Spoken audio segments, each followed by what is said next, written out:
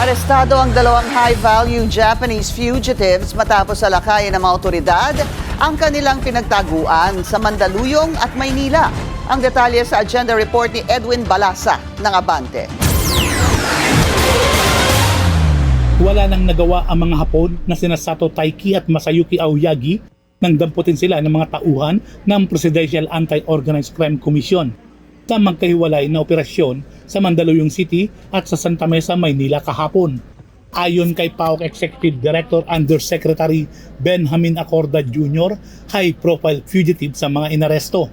Miyembro ng Lupi Group si Taiki na sangkot sa mga insidente ng nakawan sa Japan mula 2021 hanggang 2023. May warrant of deportation din siya laban sa kanya dahil sa pagiging undesirable alien. This group is responsible for more than 50 robbery cases across Japan, including a case in Tokyo that led to the death of a 19-year-old victim.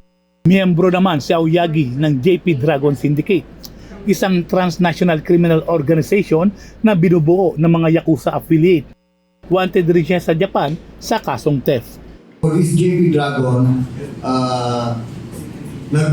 nag-operate sa Japan but also here in the Philippines and is mostly involved sa scam operations, yung deceiving victims through impersonation and fraudulent schemes. Ayon sa PAOK, ginagamit ng mga suspect ang Pilipinas bilang base ng kanilang organized crime operations sa pamamagitan ng pagtatag ng online workstation na nagsisilbing hub para sa telecommunication fraud at iba pang scam.